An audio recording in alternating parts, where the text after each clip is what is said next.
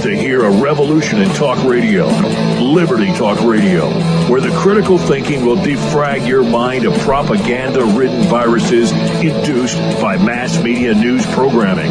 No BS here, just the facts. And now we present to you America's quintessential iconoclastic anomaly. Wow. In talk radio, your host, Joe Cristiano. Welcome, everyone, to Liberty Talk Radio, America's libertarian voice, broadcasting from our studio in Tulsa, Oklahoma, to around the world. I'm your host, Joe Cristiano, and this is your antidote to popular talk radio. Folks, it's time for us to take back control of our government now before this bureaucratic, oversized, and self-serving federal government starves us of our property, our freedom, our rights, and our liberty. But to do this, we must shed conventional thinking regarding our political structure. We need to be revolutionaries in thought, dissidents in action. Only after we recognize what our government is doing to our freedom and our Constitution will we start taking it back. And this program is just about that.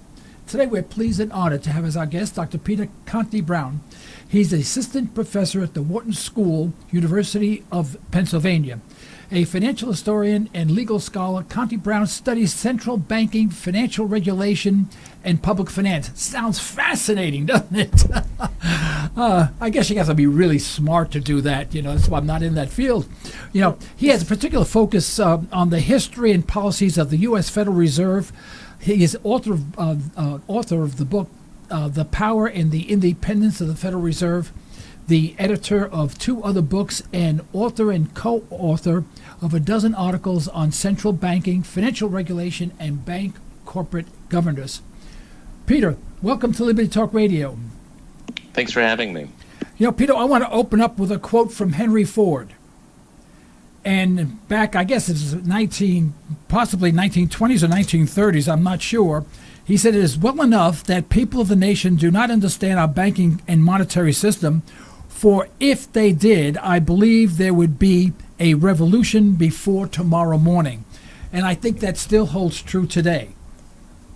Oh, I'm not sure about that. And Henry Ford was almost infamous for how little he understood about things outside of his own expertise. So we've got to take him with a grain of salt, I think. Yeah, but is the comment valid? I don't think so. I think that that the structure of our banking system is global in nature. It's irretrievably global in nature. There's complexity, no doubt, but there's complexity that abounds in virtually every area of industry, and by relation, its regulation, and the political relationships between industry and government. I think that we would do ourselves a great disservice if we assume that everything that is complex is nefarious. And I think that's something that happens a lot with the Federal Reserve and with our banking system, is that if anything is complex about it, or if there's anything that isn't immediately understandable to anyone on the street, that it's therefore something that should cause a revolution. So I think Henry Ford was wrong when he said it. I think that's not true today. Why is the Federal Reserve such a secret society type thing, and why is it so difficult to understand? And why do we need the Federal Reserve? Why don't we just have print money based on some sort of criteria, whether it's the amount of gold that's in Fort Knox or wherever, and do what we did before the Federal Reserve? I mean, I've seen congressional inquiries on the Federal Reserve. They ask simple questions, and even the governors of the Federal Reserve have difficulty answering it and seem to mumble their words because it sounds like they don't even know what they're talking about. I know there's dozens of people working within the Federal Reserve in different departments, and why such a complex system, and why such a secretive system that's international in scope, that's not part of the federal government, and in fact is not federal. It has no reserves, and it's not a bank, and we call it the Federal Reserve Bank. That's like calling me by another name that doesn't exist. So it is a part of the federal government. That's incorrect. The Federal Reserve System is structured as a governmental agency. That's the Board of Governors of the Federal Reserve System. That's appointed staffed by those who are appointed by the President, confirmed by the Senate. It's subject to all the Freedom of Information Act. There are idiosyncrasies about the Fed's Board of Governors, but it's simply factually incorrect to say it's not part of the federal government. The Federal Reserve banks are different. They are government instrumentalities that have a private charter. When they were created in 1913, there was nothing quite like them, but there were a lot of national banks. Think banks like the Chase Manhattan Bank, for example, or others that had a national charter. And over time, the Federal Reserve banks, while they've maintained their private status, their authority within the Federal Reserve System has become more diminished. After 1935, they were subject to the supervision and subordination by the government agency. So this is a myth that's was once arguably true. Before 1935, the 12 Federal Reserve banks were essentially autonomous and kind of pursued their own policy. They're private entities, but had special privileges through the statute. But after 1935, that's just not been true at all. As far as its secrecy, I would think that the Federal Reserve actually is one of the most transparent agencies of government. How often do you see the SEC releasing the transcripts of their meetings? And the Federal Reserve does that. It releases the minutes of its meetings even faster. These are on a lag. Today, you can go to the Fed's website and you can look at its balance sheet down to the individual asset. So there's quite a lot of openness. So I would also disagree that it's highly secretive. I would agree with you, though, that what the Fed does and how it's structured makes it sometimes hard to digest on the outside. People understand the Supreme Court, right? The president puts justices on the Supreme Court after a Senate confirmation. They serve essentially for life. And that's all there is to it. Whether they're political or they're legal, we can have debates about that. But the Supreme Court, that's something we get our heads around. The Fed is different, and it is that presence of the Federal Reserve banks that makes it so difficult to comprehend, because we have nothing else like it in government. The system part of the Federal Reserve System is about the cooperation between that government agency and those quasi-private entities, the 12 Federal Reserve banks. You're in the Dallas Fed District. You all are in Oklahoma, is that right? Yes. Yeah, so you're in the Dallas Fed District. I'm in the Philadelphia Fed District. These are quasi-private banks, and those that makes it harder to understand. But my experience, especially since Bernanke and Yellen, Alan Greenspan was a little bit harder, but they strive to speak plainly about what are complicated topics, not always successfully given the technical nature of the discussion. But this idea of moving the Fed toward a more transparent footing, on a basis that's easier to understand, has been the mission of at least the last two Fed chairs and arguably the last four. And so I think that the Fed suffers in some sense, number one, by how goofy its governance system is with those Federal Reserve banks. I'll agree with you there. And number two, that it's built on a long-standing tradition of confusion, conspiracy theory that has been building up over a century, even after the changes have been made by statute to eliminate some of the things that people have complained about. The mythos around the Fed has sustained itself. Well, why, when they ask, they want to audit the Fed? I know Dr. Ron Paul was spearheading that. And the Fed says, no, we don't want to jeopardize our independence. You know, why would we not be, I mean, it's our money, you know, it's us that we're asking to audit. And why does another entity say, I'm sorry, we're not going to allow you to audit what is rightfully yours as an American citizen? Yeah, well, let's be clear that the audit, the Fed bill sponsored by Ron Paul and then afterward Rand Paul, isn't a financial audit. The Fed is already audited, so it's not. Don't think of it in terms of an accounting. That already happens. It's a political audit, and what that means is we want the Congress to be in the place of requiring the Fed to justify in real political time any decision that it makes. And there are good arguments in favor of that kind of approach. Well, why not? I mean, why not? It's our money. I mean, we elect the representatives. We don't elect people to the Federal Reserve. And if the representatives of the people want an accounting for the assets that are backing up the dollar indirectly, and I know it's not directly, why don't they just do it? To me, it'd be simple. Say, there's a door, of course, you can't touch anything, you can't take samples home, but at least they can say, yes, you said you had, whatever the amount is, 8,000 tons of gold, and that's what's there, 8,000 tons. We're happy campers. Yeah, well, just to be clear, though, that is already happening. So that's not the debate. Having a financial audit of the Fed happens every single year.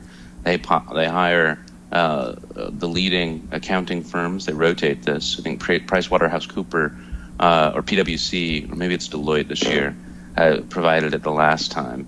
As I said, you can go right now to the Fed's website, and there's no reason to doubt what they're reporting on the website at all, and see what the Fed has on its balance sheet. It issues some of the most thorough annual reports, and as an academic, I study how those balance sheets and annual reports change over time, and they've done that since its very first year.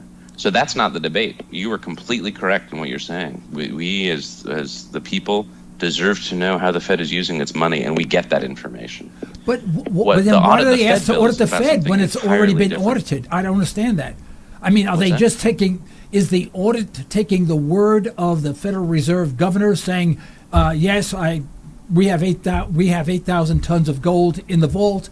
Yes, it is. They sign it, but no one we're not taking the word of audits anybody it. Except the accountants who have to sign saying that we've conducted this audit. It's the Fed is completely already audited. That's the name audit the Fed is a misnomer. It's about a political accounting, not a financial accounting. So the scenario you described, it's already happening. I was an auditor for an international oil conglomerate. And when we did an audit, we went in there, we counted everything. And it's amazing what you find when you start counting things. And you did things on a very elementary level. I mean, what we did was so elementary. I mean, a high school kid with no experience could have done the same thing that we did. But what we found as a result of that, we found the inner workings of what was going on. I mean, that's where we found all the meat. And where I'm confused is that if we have, in fact, an accounting of the gold in the vault, and I'm not picking on gold, I'm just using that as an example. Yeah, sure. And we have that. I mean, Ron Paul and Rand Paul can't be that stupid by saying, well, we know we had an audit. It was all counted. It was accounted for. We have all the documents here. We want to audit the Fed. They wouldn't say that. No. Have you read the audit the Fed bill? No, I have not. No, it's exactly what's happening. And they're not doing it because they're stupid. They're not even doing it because they're evil or anything. They have a view that the Fed shouldn't have the political autonomy to navigate the decisions on its policy making. That's their view. It has nothing to do with financial accounting. And I would invite you to read two things. It'd be very easy to do. Okay. Read the Audit the Fed bill. Yep. And then read the Fed's annual report. And you will see that the thing that you're describing, and I would agree with you, if the Fed were sitting on this fiat currency, managing a balance sheet of $4.5 trillion and doing it in utter secrecy with no accounting, that would be a international scandal that would shake the rafters. But nothing like that is happening. And what the Drs. Paul have been motivated by isn't a financial accounting about counting things. It's about a political audit to make sure that what the Fed is about matches their political sensibilities. Now, that's a good debate to have. I hope that you're not hearing me say that those who support audit the Fed are corrupt or stupid themselves. It's just about a different thing. And it's a classic case of political rhetoric. Audit, the word audit the Fed there, is used in part to sell this policy because for many people who would be not very sympathetic with the idea of getting members of Congress and with their partisan political interests in shaping the value of our currency, might be more persuaded if they think it's about a financial audit. But what I find interesting is that Dr. Ron Paul had very few friends in Congress. I mean, let's face it, he was the odd man out, and he's been screaming for audit the Fed. But yet, on mainstream television, which would love to show the world that Ron Paul is a nutcake, okay, why would they not? Why wouldn't even mainstream television say, hey, we've had an audit of the Fed, if you want to see who audited it, what they found, they counted each bar or however they do it, or every other bar, however whatever the criteria is for a valid audit. Why didn't anyone ever present that or even mention it in these discussion and debates regarding auditing the Fed? You never hear that. Every single congressional hearing around audit the Fed in the last 7 or 8 years has had exactly the conversation you and I have just had. But it hasn't been very public unless you It's been on the op-ed pages of the Wall Street Journal and the New York Times. It's been in the open televised congressional hearings. Be happy to send you links to this. Okay, this is no secret. That's the second time I've been very wrong widely in my life, because I've never seen that. I didn't know that information was available. Because I would be happy to send it to you. You don't have to do that. I can find it. No problem. I appreciate that. Now, I guess that book, The Creature from Jekyll Island, is a fantasy then. The Creature from Jekyll Island is not good history. I don't know a single historian, and this isn't a politics or partisan politics issue, who would regard that as a well-researched volume. It just trucks in innuendo and conspiracy theory and overreaches. And I mean, look, you're talking to somebody who's written a book that is critical of the Federal Reserve System. So I'm no defender of the Fed. But The Creature from Jekyll Island is not a serious book of scholarship. It has sold remarkably well, but as we know, you don't have to be serious to sell volumes, and indeed the more rigorous something is, maybe the harder it is to sell. Right. Well, in there, they mention that the Federal Reserve was voted on the, I believe, and I could be wrong, it's been a long time ago since I read that book, that they voted on the eve of Christmas Eve, like middle of the night or something like that, to make sure only certain people were there that they knew were going to be pro, Federal Reserve, and so it was rigged. This is part of the conspiracy theorizing. Right. It did pass on December 23rd, 1913. That fact is true, but that what passed there was the conference report. It had already long since passed in September. The House, it had passed the Senate, and now they needed to pass the conference report reconciling those two bills. Okay, it was a very partisan bill, no question about it. Most Republicans opposed the Federal Reserve Act, even though much of the structure of the Federal Reserve System, the so-called Creature from Jekyll Island, was a Republican bill. It's called the Aldrich Bill. But there was nothing about trying to sneak it by people who weren't paying attention. It was one of the dominant news. It was on the front pages of major newspapers for about 9 months before its passage. I see. So it was in fact passed by the Republican and Democrat Congress and Senate before December 23rd. Most it was a partisan bill in the sense that the 1912 election had added strength to the Democratic majorities in both of those houses, and then added the president, Woodrow Wilson, was a Democrat, succeeding William Howard Taft, the Republican. So it was a Democratic bill. I don't want to make you think that it was a bipartisan bill. It wasn't. But the Democratic bill was built on the Republican proposal that had preceded it by a couple of years. I see. All right. Well, I want you to know that I'm a monetary atheist. I don't believe any of these fiat currencies are worth squat. They seem to work for a while. They all resume to their initial value of zero. So it looks like we're going the same way. Now, one of the charges of the of the Federal Reserve was to maintain a monetary supply or monetary value, of our currency relatively consistent. I mean, to keep, control inflation and all that other stuff.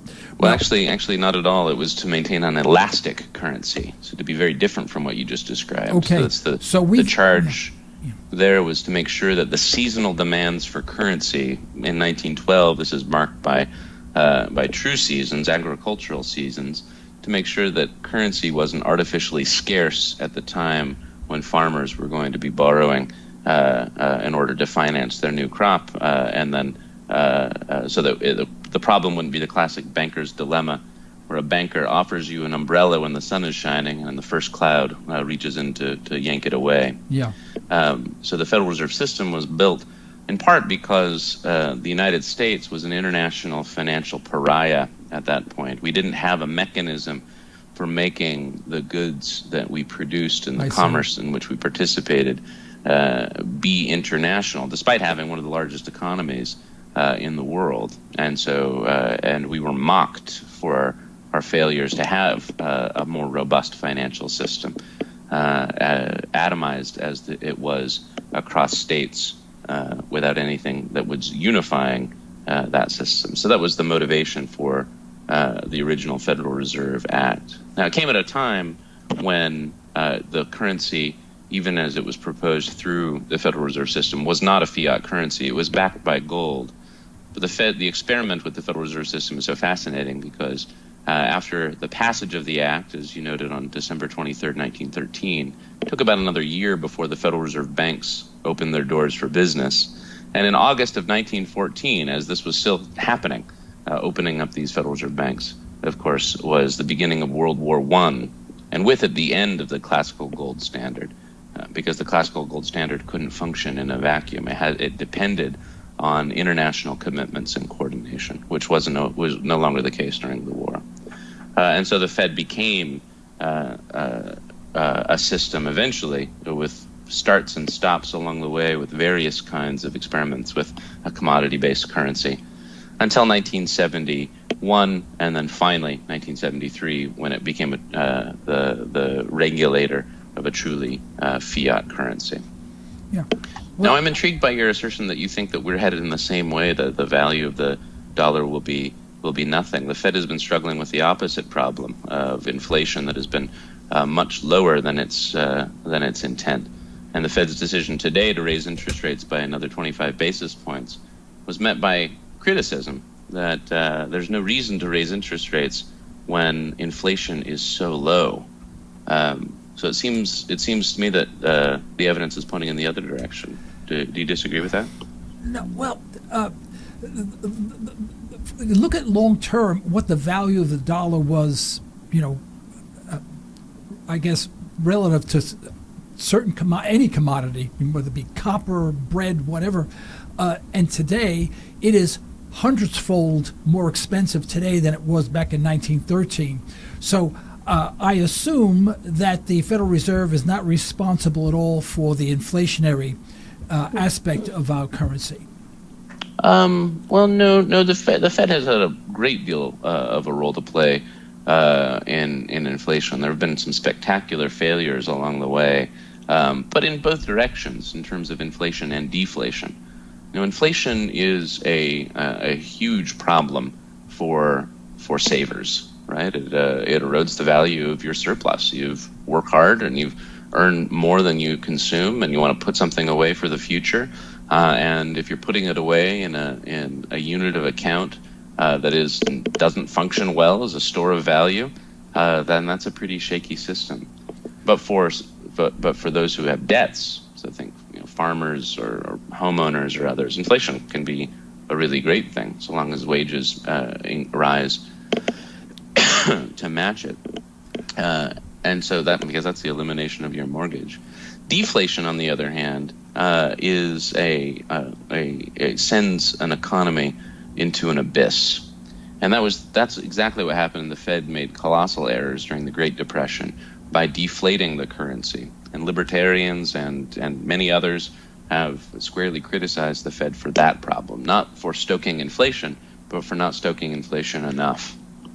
And this was the concern following the 2008 crisis again, is that the fear was that we were heading into a Japan-like scenario where we would see prices falling, interest rates at zero or below, and prospects for growth significantly hampered by errors at the central bank's level, at the level of the central bank.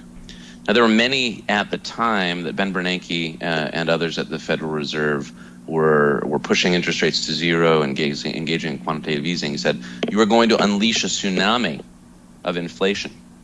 But 8 years later, we haven't seen that at all. Again, as I said, we've seen the opposite problem. So if that's your worldview, if you're a monetary atheist and you think that fiat currency is just sprinting toward inflation irrevocably, I'd ask, why not be a monetary agnostic at the very least, in the sense that you need evidence in order to support that view, not just ideology. And my question would be, where's the evidence for this? Yeah, no, I see what you're saying. My problem is that oh boy, this gets complicated because now we're going to get into so many, too many avenues to go down. We'll be here for 3 hours. Hold on, you have a question? Oh, someone's the studio's looking at me like I have a question. I have like 5. All right, we have 5 questions here. Ask a question. Okay, I'll admit I am like incredibly ignorant on all of this, but I'm absolutely astounded about the idea that somehow, even though we've printed off so much money, we would be having a problem with deflation instead of inflation. I'm very ignorant on economics, but could you explain how that works exactly, even though we're printing more money? Yeah. So again, the question of inflation is across an entire economy, right? It's all about the quantities of these things. So you can be printing money, but not printing it fast enough if the entire economy is falling into a hole. Sometimes you call these holes liquidity traps, and that is that people are so scared of financial crisis-like situations and have so little trust in the financial system that even as interest rates go to zero, they still aren't spending their money out of that fear. They're hoarding it. And if you're in that kind of a scenario, whether you're sitting in a safe you've converted all of your currency to gold bars, or you're stuffing bills under a mattress, the idea is, well, we've got to get people out there trusting the system, spending their money, and banks lending to people who have good ideas for valuable businesses but aren't able to get that money that they'd be able to get in normal times. Now, if that situation's not happening, and you're just printing money under normal circumstances, and you're providing a quantity of money that far outstrips the general economic demand, then that's almost a textbook definition of inflation. But that's not where we were and have been since 2009. The Fed has been printing money, so to speak, right, trying to increase the amount of money in circulation. But the real question is not, is the Fed printing money? The question is the Fed printing money that far outstrips demand for that money? And so you look at that relationship, not the fact of the Fed printing money. And the question I'd ask is, as a non-libertarian, one reason I was delighted and looking forward to chatting with you all today, as I do with many libertarian groups and many others, is if we went to a system that was with private money. So these are notes backed by whatever the private banks want them to be backed by, and they're set to market pressures like any other kind of commodity. What about our political system makes you feel confident that those private banks wouldn't try to manipulate politics for their good? That's the place where I find so implausible the libertarian vision of private money creation. Because everything, as a historian, I can say that banks have never been passive about the political process. And if you take the functions of the Federal Reserve System and hand it over to private banks, it seems to me you'd be handing over an extraordinarily potent tool for banks to use to manipulate the process to their own end. But the amount of money in circulation continues to increase, That's although true. the economy is not changing, and there's many reasons for that. Oh, wait, stop right there. The economy's not changing? The economy is not expanding. Oh, that's not true at all. That's not even close to being true. The economy has been expanding, except for about an 18-month period starting in late 2007 and ending in 2009. It's been expanding every year since, or every month since. What part of the economy is expanding? Because it seems that most people are broke today. I mean, people just don't have money. People are highly indebted. Auto sales this year, I think it could be a catastrophe.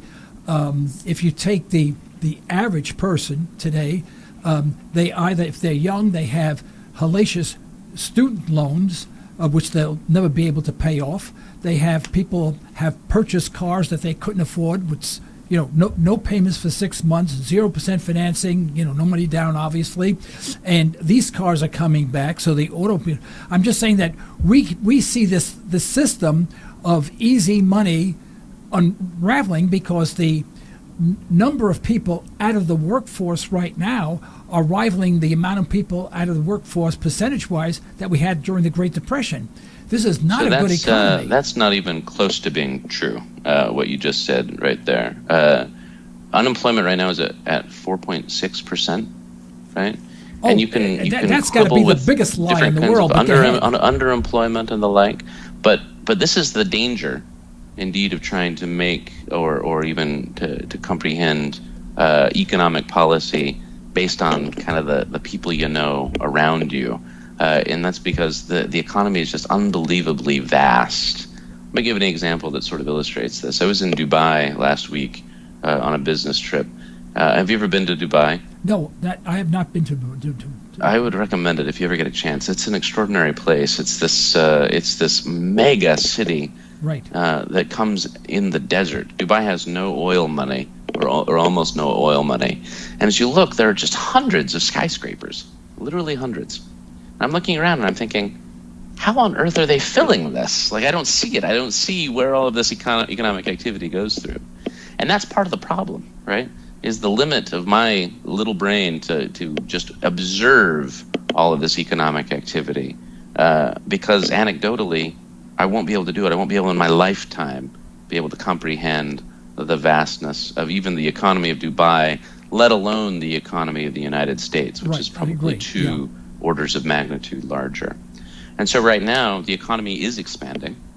And so to your question of if the monetary base is expanding, but the economy is shrinking, then I would agree with you. That really has a question of building inflationary pressures that we should be very concerned about. But that's not the fact. That's not the reality. Where is the economy expanding? In what sectors? These are aggregate statistics about how many jobs are being added each month, 100 to 200,000 jobs a month, right? And then the across the economy growth. Now that does not what this is just rendering into just sort of blunt categorical statistics to say, the economy is growing at about 1.8% or 2% per year. But that doesn't mean that there won't be sectoral upheavals, and in fact, very, very great ones that can occur. But on the aggregate, that's the question, is how is the economy doing? Because the money expansion is also an aggregate figure. It's not like the Fed is injecting huge amounts of money into the automobile sector, which is collapsing, which I don't even think is true either. That would be a cause for grave concern. But money creation is happening at the aggregate. So the apples to apples comparison here is, if the money expansion is happening on the aggregate, then we want to see what's happening economically on the aggregate. And that's the question that you sort of put in conversation with each other. Did we solve the problems of 2008? Oh, Joe, that is such a profound question. You bet it is. I think. Why do you think we invited you to answer profound questions? Easy ones I could have asked my wife, she could have told me, shut up and throw out the garbage, but you didn't tell me that. I think that we have not. I think that we've started to.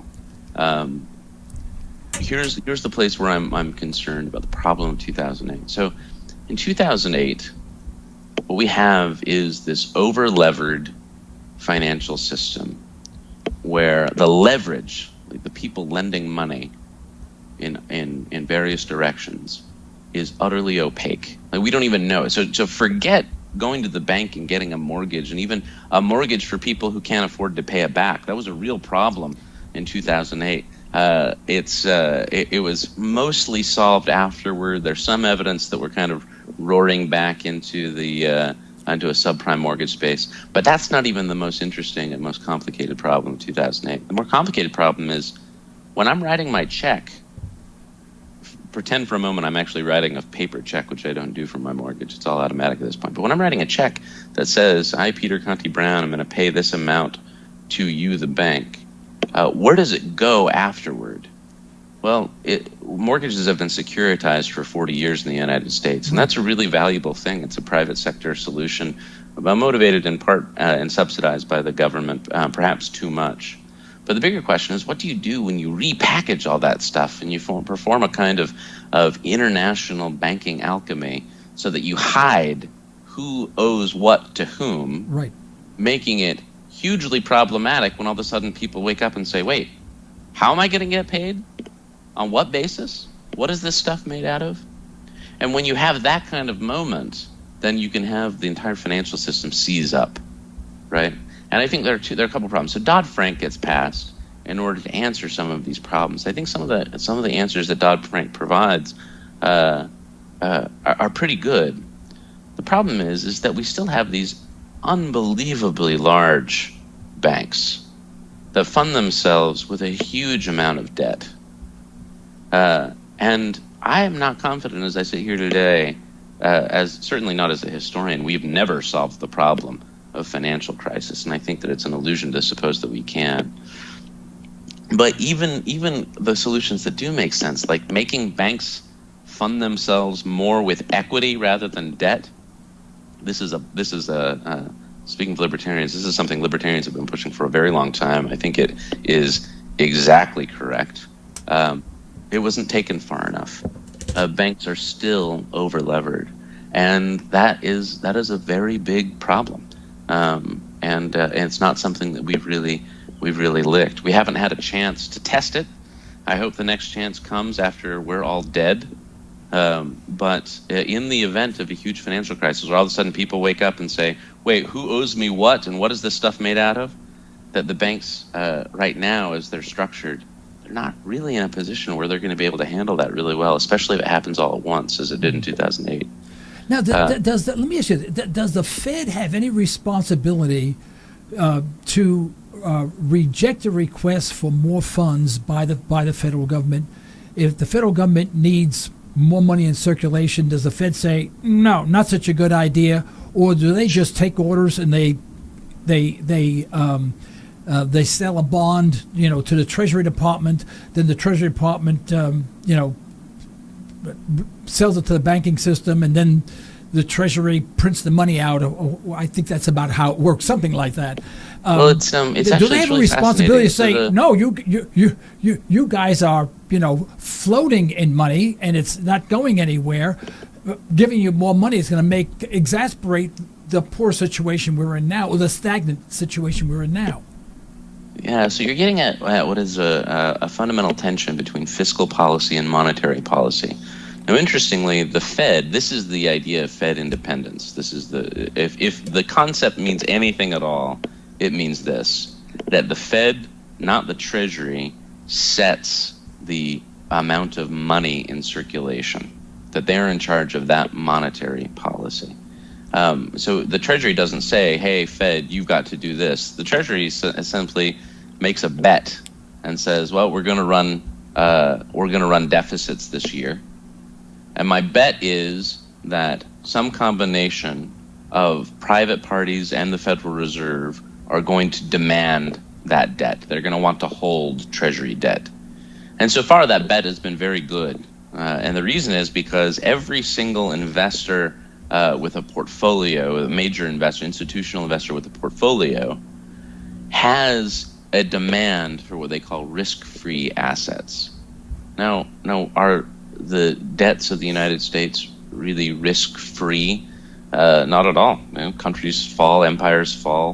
There could come a time where we might look like Greece or Argentina and we default on that debt, in which case those people who made that assumption about the Treasury debt being risk-free made the wrong assumption. But so far, the assumptions held up more or less. What the Fed is in the position of doing now is making its monetary policy in the shadow of that fiscal policy. You can't ignore it, right? It can't ignore what the 800-pound gorilla of the federal government can do. What it can do is say, you know, what we're going to do is make this policy and hope that the political branches, Congress and the president, are able to make a fiscal policy that makes sense. But if they're not, then we're going to have to raise interest rates and suck the fun out of the room. Because if not, then all that means is we're just printing money into an inflationary space.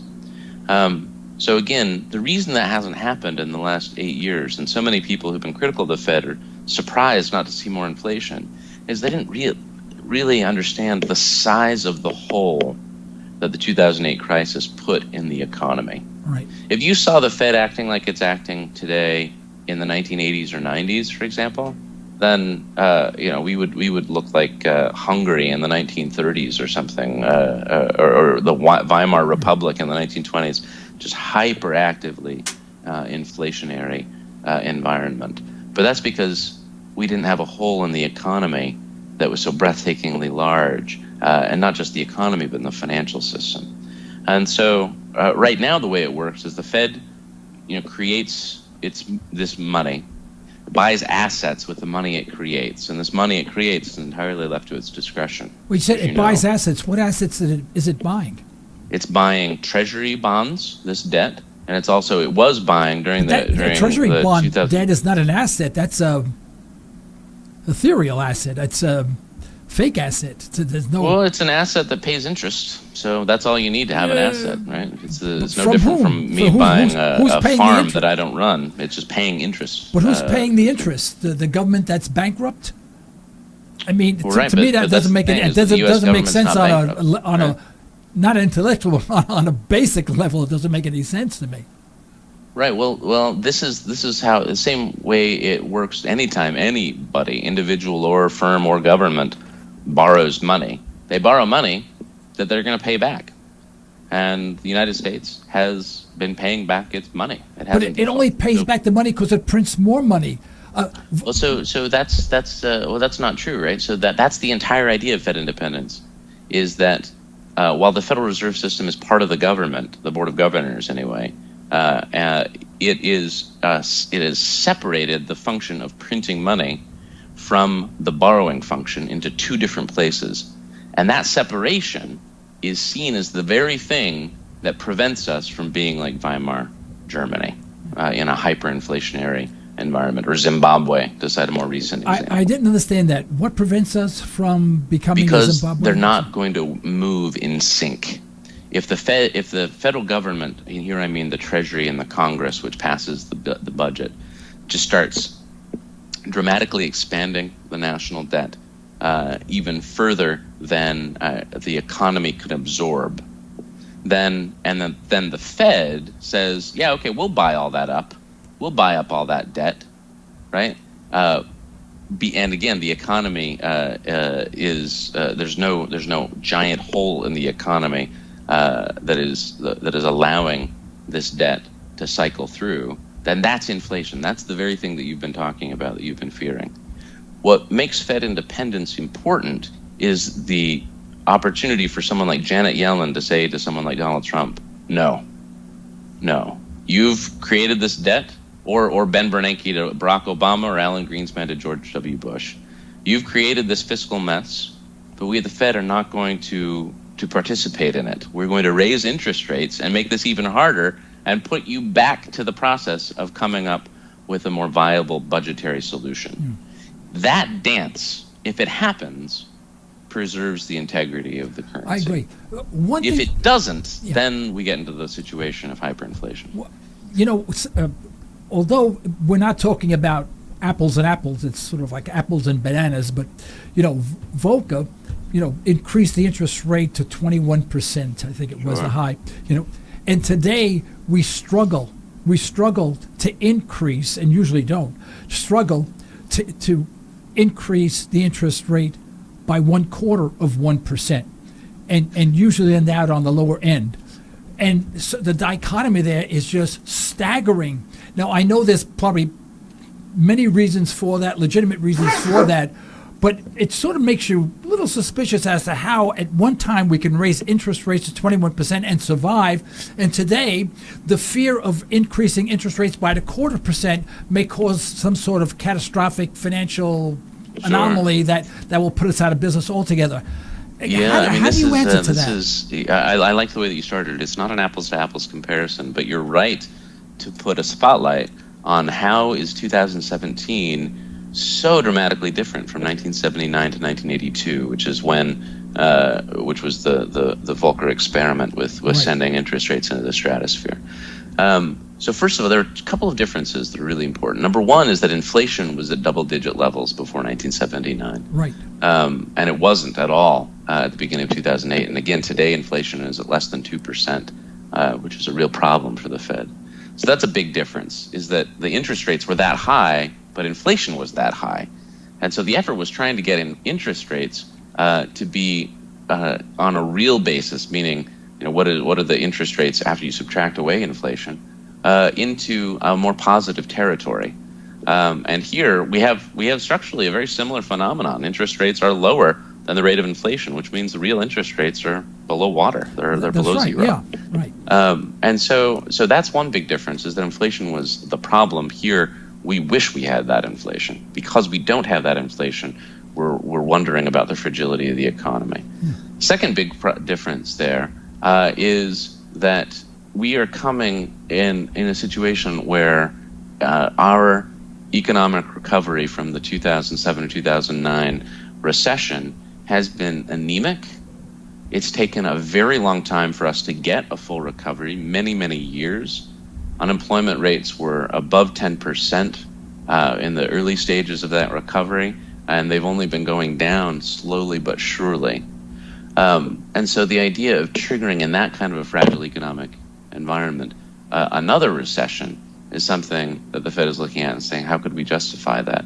When Volcker sent interest rates through the ceiling, it caused a huge recession. I don't know if you remember the recession of the yes, early 1980s. I certainly do, yes. Yeah, and people were sending him, construction workers were sending him 2x4s from their construction sites, saying, well, we're not going to use these, you might have a use for them. Car salesmen were sending keys to cars that they weren't able to sell because they're like, you have destroyed the economy. There were these big efforts to impeach Paul Volcker because of what he was about. Right. And again, the problem he was facing is so fundamentally different. Indeed, it's 180 degrees from the problem the Fed has been facing more recently. Yeah. But those kinds of comparisons are exactly the right questions to be asking about what the Fed's unique power and independence are, and also what are its limits. And I think that's the thing that motivated me to write my book, The Power and Independence of the Federal Reserve. It's not simply how breathtakingly powerful the Fed is, but in some ways how very limited its toolkit is in order to solve the world's economic problems. In fact, it can't do it. And the Fed, I think, is to blame in part for our belief that it can. The Volcker-Greenspan Fed set themselves up as this temple of wisdom out of which flows all perfect economic policy. Ironic that one of the leading libertarians of the second half of the 20th century, Alan Greenspan, would be the one to encapsulate that kind of vision. Well, I know, but he was a turncoat. He was a turncoat once again. I mean, come on, let's be honest about it. Well, there are so many things that concerns me. But when Yellen says that we have a 2% inflation target, what crystal ball was she using, and why isn't a slight deflation actually better for the economy? That means things are less expensive. Your dollar is stronger. It can buy more items. And when you inflate the dollar, you buy less. You harm the economy. And then she goes on this rant about, well, it's only 1.6. Our target is 1. What is this 0.4%? How is this going to change the economy? It's as if she has this crystal ball or this computer with knobs on it, and she's turning them, and then it's going to correct everything. Quite frankly, sometimes when she speaks, I think she's a lunatic.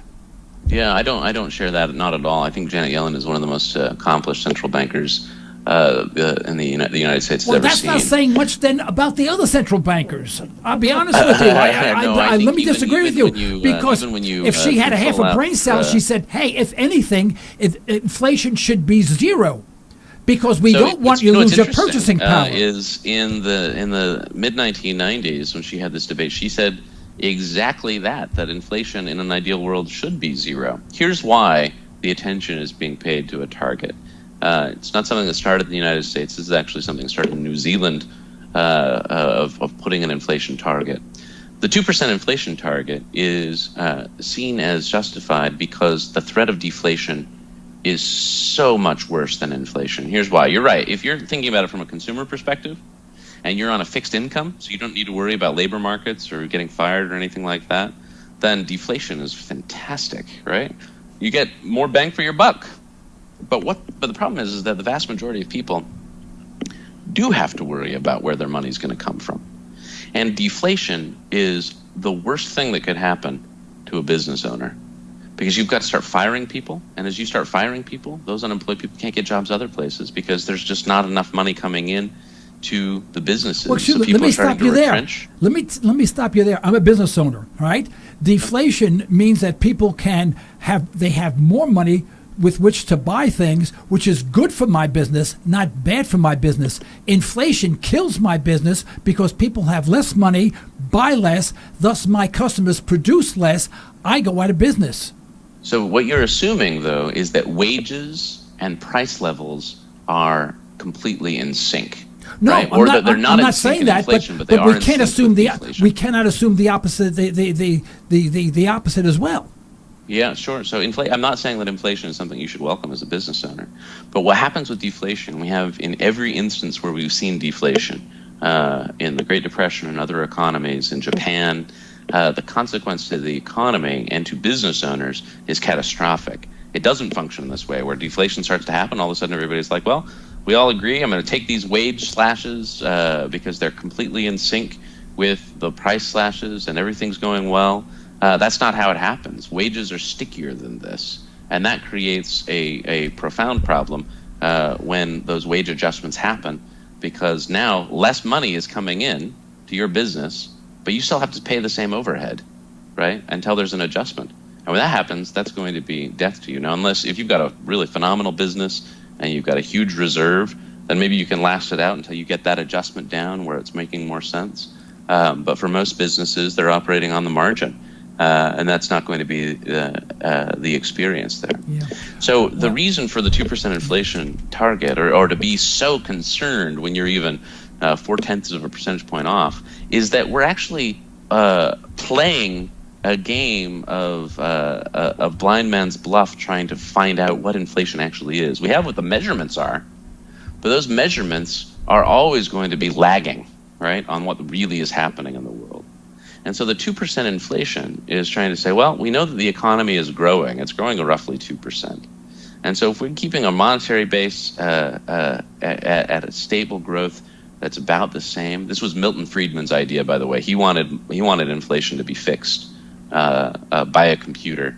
He thought it was 4%. That's a wacky idea, but go ahead. I mean, I don't subscribe to that whatsoever. I think the free market determines the inflation, and if every business owner was, did what they always do, and that's try to provide the best product at the best possible price, without all the government regulations that forces them to raise their prices to cover the cost of government regulations, we would have deflation, we would have more money in our pockets, and we'd have a higher productivity. But you can't take one and just take it out and say, see what happens when you just take this one ingredient out. You need to clean the whole system out. It's like my Uncle Lou, he used to belong to that big organization. It started with an M. I don't recall what it stood for, but when they clean things out, they really clean things out. We need to do the same thing. Yeah, I'm not so sure that, and I think the reason is if you took Dr. Paul's suggestion and ended the Fed and resorted to private money creation and regulation entirely, that enthusiasm for the free market it goes back to the question I was asking earlier. It's not going to be the case in these market environments, including the ones that we're in. This is one of the things that makes me most concerned with libertarians, too, I should add, about the concentration of power in the banking sector at places like J.P. Morgan Chase. I agree that there's Wells always Fargo. there is that risk. If right. you take the Fed out of the picture, then you're handing over the keys of the kingdom to exactly those actors. And they're not going to be participating and saying, hey, let the best man win. They're going to try and create all kinds of barriers to entry to other guys, smaller guys, who are trying to engage in the same business. And this is indeed what we did see in an era of private market creation, is exactly that sort of concentration. I'm unfortunately going to have to run. This has been a wonderful hour that I've spent with you. I hope you've enjoyed this fun. Well, I have many concerns. You know, our debt to GDP now is about 105 or 106%. Not good. I think we're the fifth largest when it comes to debt to GDP ratio in the world, and we're only preceded by places like Greece and Cyprus and Italy and places like that.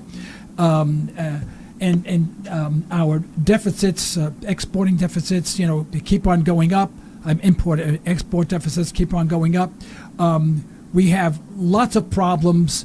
I don't think they're going to be solved by the Federal Reserve, unfortunately. But let me give you the last 30 seconds to wrap things up. You've got to come back because we have to finish this conversation. Okay? I hope you agree to come back. Well, it's been a delight to talk to you. I think that one thing that our public discourse, and I would certainly put your excellent radio station in that mix.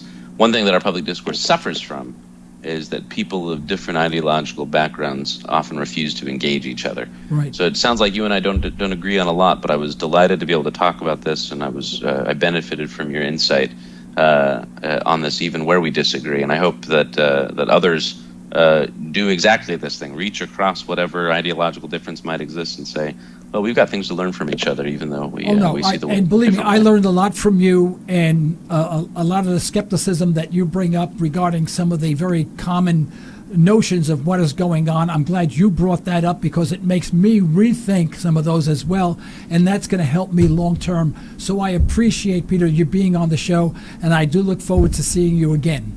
It's been a real pleasure, Joe. Thanks so much. Thank you so much, folks. This is the end of today's program. We'd like to thank our sponsors for the financial support, and we'd like to thank you for listening in.